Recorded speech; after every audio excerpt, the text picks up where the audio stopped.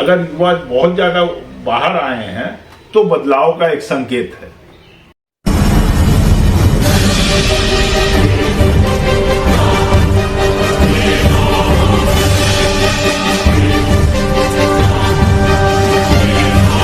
नमस्कार, जन्मुखेम जी लाइव से मैं अंशुमान राय।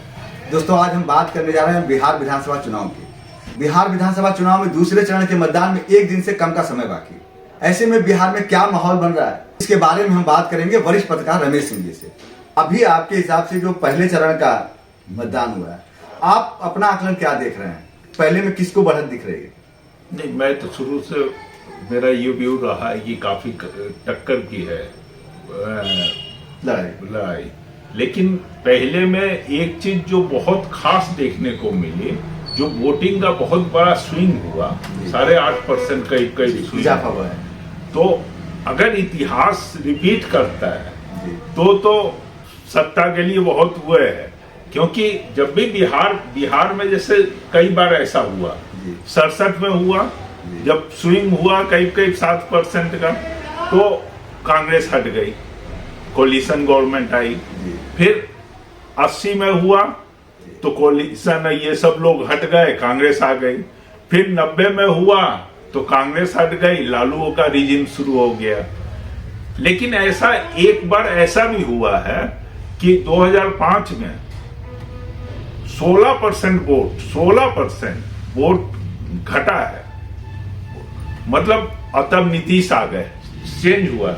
उसका कारण यह है कि कभी कभी ऐसा भी होता है कि जो ट्रेडिशनल वोट है उनका जब रुझान खत्म हो जाता है तो डिक्लाइन में भी वो हो जाता है। जबकि माना जाता है कि जिसके पास, जैसे यूपी में या बिहार में जो कास्ट बेस्ड पार्टियां हैं, उनको माना जाता है कि वोटिंग जितना कम रहेगा इनका उतना अच्छा चांस रहेगा, क्योंकि इनके वोटर निकल के आते हैं, लाइन में लग के करते हैं। जो लोग थोड़ा सा बहुत इंटरेस्ट नहीं लेते हैं, वैसे जिनको बहुत ज्यादा नहीं दिखता है, वो अवॉइड कर जाते हैं कि कौन जाके 1 घंटा लाइन में लगेगा। तो यूपी में सपा आई, बसपा आई, जब भी ऐसा हुआ है तो वोटिंग परसेंटेज बहुत ज्यादा नहीं था, लेकिन ये था कि ट्रेडिशनल वोट थे।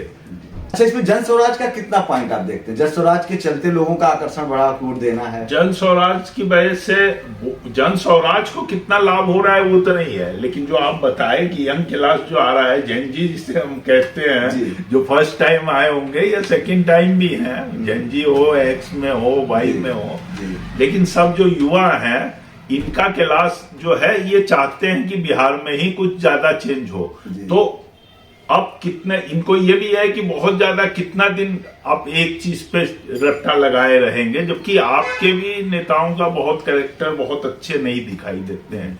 तो इसका है कि इसका इनको मिल जाएगा लाभ। इनके लिए खतरा तो बहुत ज्यादा है। ये स्विंग जो बहुत बड़ा हुआ है, खतरा है, लेकिन फिर भी टक्कर है। आपके हिसाब से ये खतरा किसको भी, नीतीश और भाजपा डेफिनेटली है इनको खतरा। सेकेंड फेज में आपको क्या लगता है? कहा जाता है सेकेंड फेज की ज्यादातर सीटें महागठबंधन के मतलब मजबूत गढ़ वाली है, तो सेकेंड फेज को आप कैसे देख रहे हैं? महागठबंधन के मजबूत गढ़ कह सकते हैं, जैसे सीमांचल वगैरह है। हाँ, नहीं, कुछ पूरे नहीं है। इस सीमांचल जैसे है, तो सीमांचल में सबसे ज्यादा इनको पिछले बार डैमेज किए हैं ओवैसी, और इस बार उनका नहीं चल रहा है। कहा जा रहा है कि इस बार बहुत प्रभावी नहीं है ओवैसी। लेकिन और जो घूम रहे हैं ऐसा नहीं है। लेकिन वो जैसे पिछली बार उनको जो सपोर्ट मिल रहा था, इस बार ओवैसी को सपोर्ट वह मिल नहीं रहा है जो पिछली बार। वो अगर ये ज्यादा निकालेंगे, पिछले बार सीमांचल का जो सीट है उसमें मेरे ख्याल आरजेडी केवल 1 सीट निकाल पाई थी। सीमांचल में जो पोलराइजेशन होता है, मुस्लिम पॉपुलेशन काफी ज्यादा है, खासकर किशनगंज, अररिया, पूर्णिया और एक कटिहार, ये सब में। तो इसमें क्या होता है कि 30-40% तक मुस्लिम है, और इसमें पोलराइजेशन होने से क्या होता है कि ये पोलराइज होते हैं तो दूसरे भी पोलराइज हो जाते हैं। झारखंड में भी घुसपैठिया की बहुत शोर बीजेपी ने किया था। आप देखा कि इस बार अभी चुनाव में नहीं चला झारखंड का भी। बिहार के सेकंड फेज के सीमांचल में क्या ये मुद्दा चलेगा घुसपैठिया वाला? घुसपैठिया का मुद्दा तो वही पोलराइजेशन, वही मतलब वही, हाँ, मेरा भी आशा वही है कि उसे Actually, पोलराइज करने की जो कोशिश उन्होंने झारखंड में भी की थी, तो बिहार में वो कामयाब होंगे क्या उसके साथ? वहाँ तो हो सकता है, लेकिन वो शुरू से चला आ रहा है, कोई ऐसा चीज नहीं है। मुस्लिम वहाँ है, मुस्लिम कई लोग जीतते रहे हैं, और बहुत ज्यादा फर्क नहीं पड़ेगा। फर्क बस उतना ही होगा कि इनकी पूरी ताकत उस पर है कि उसके वजह से पोलराइज हो जाए हिंदू। इस चुनाव में एक्स फैक्टर आपको क्या लग रहा है? अखिलेश यादव हैं या योगी? क्योंकि चुनाव में अखिलेश भी खूब सभाएं किए हैं और योगी भी खूब सभाएं किए हैं, और बिहार में यूपी को इन्होंने टारगेट रखा। मतलब योगी जाकर के यूपी की तारीफ कर रहे हैं और अखिलेश जाकर के यूपी की कमियां बता करके बिहार को साधने की कोशिश कर रहे हैं। अखिलेश और योगी में आपको कौन सा एक्स फैक्टर, मान लीजिए वो जीतते हैं या वो जीतते हैं? नहीं, एक्स फैक्टर इन दोनों में मुझे कोई नहीं लगता है।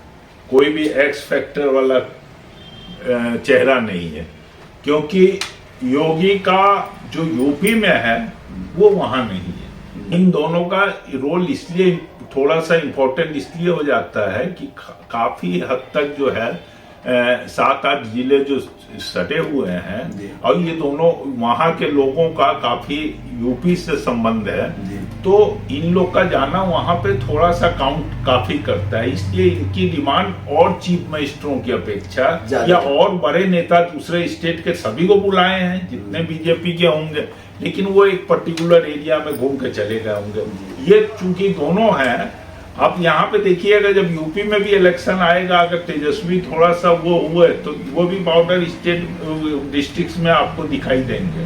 मोहन यादव की सभाओं में भी काफी भीड़ देखी गई। आपको क्या लगता है, कुछ यादव वोटों को रिझा पाएंगे?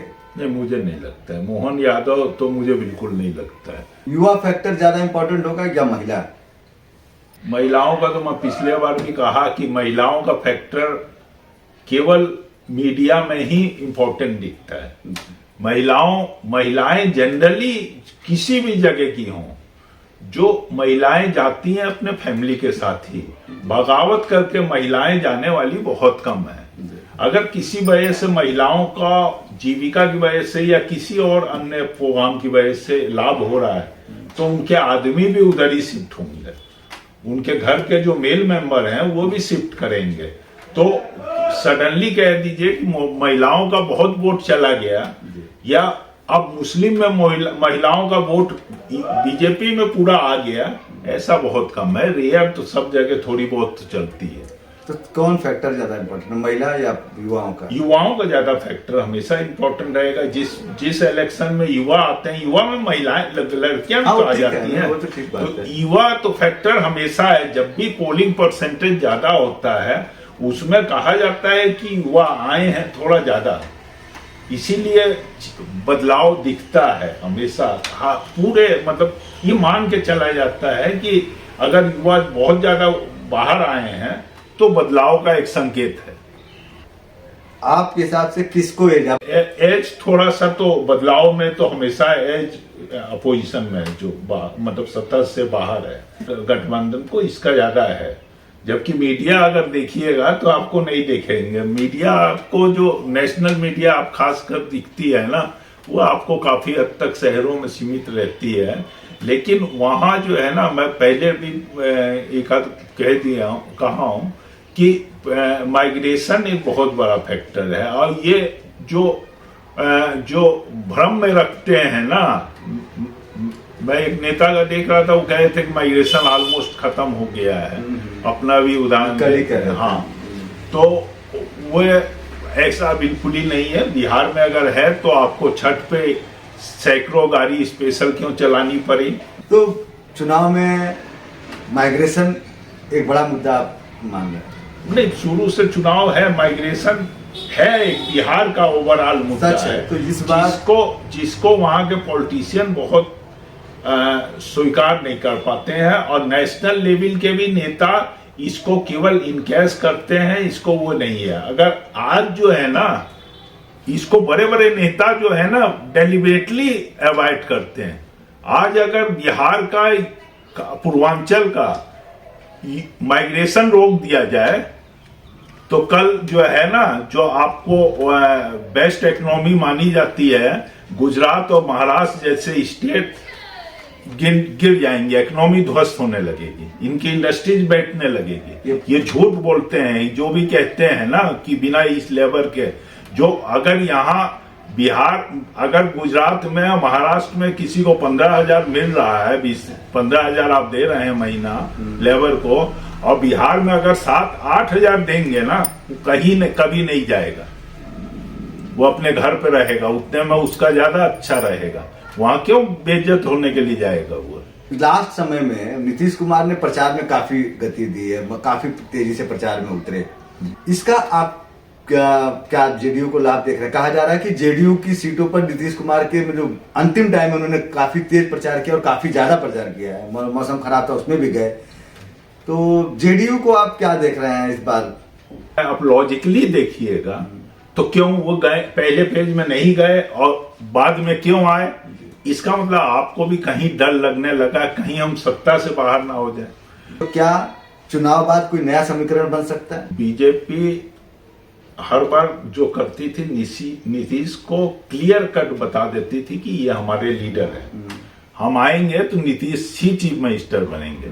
इस बार हम ये कहते ही कि हम उनके नेतृत्व में, भाषा में देखिए अंतर हो गया है कि हम आपके नेतृत्व में लड़ रहे हैं, लेकिन ये कतई नहीं एक्सेप्ट करता है कोई बीजेपी का नेता कि नीतीश हमारा चीफ मिनिस्टर कैंडिडेट है। तो इससे एक तो नीतीश का खेमा थोड़ा सा हुआ है कि अगर हम थोड़ा सा कम हुए तो हम तो हट जाएंगे। अगर मान लीजिए एनडीए वाला फ्रंट फिर आ जाता है, तो अगर नीतीश की पार्टी बहुत कम आती है तो ये उनको डर तो जरूरी होगा कि बीजेपी अपना कोई चेहरा लाए, कुछ न कुछ मैनेज करेगी। हाँ, मैनेज करेगी। इसलिए क्योंकि उपेंद्र कुशवाहा का कभी भी नीतीश से बहुत ज्यादा रहा नहीं है, पहले से वो विरोध करते रहे हैं। जो मजबूत होगा उस हिसाब से समीकरण बनेंगे। और चिराग रामविलास भी नहीं थे और चिराग भी, तो ये सब पूरा गठबंधन, मतलब जेडीयू को छोड़ के बाकी सब गठबंधन बीजेपी में बहुत क्लोज आ जाए, कोई वो नहीं है।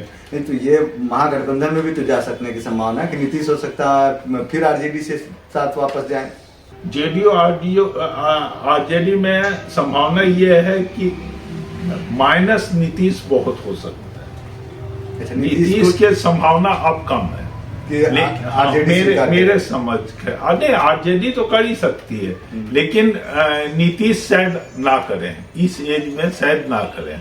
और क्योंकि काफी टैग लगाते गए हैं और उसको मजाकिया में ले लें तो बात अलग है, लेकिन वो मुझे नहीं लगता है। लेकिन हाँ, चूंकि पार्टी का कैरेक्टर एक जैसा है, सोशलिस्ट बैकग्राउंड वाला दोनों का रहा है, एक ही खेमे से लोग आए हैं, तो वो खेमा में से बहुत बड़ा हो सकता है। और बड़ा खेमा अगर ज्यादा, मान लीजिए 30 आदमी आए, 20-25 इकट्ठे हो गए, थोड़ा सा खट के पूरा आरजेडी में चले गए, नया पार्टी बना लिए, ऐसा तो पूरा ही देखते हैं कंडीशन। कुछ बड़े यदि क्लियर हो सकता है, क्लियर मेजॉरिटी नहीं आई किसी गठबंधन को, तो कुछ भी उलटफेर हो सकता है।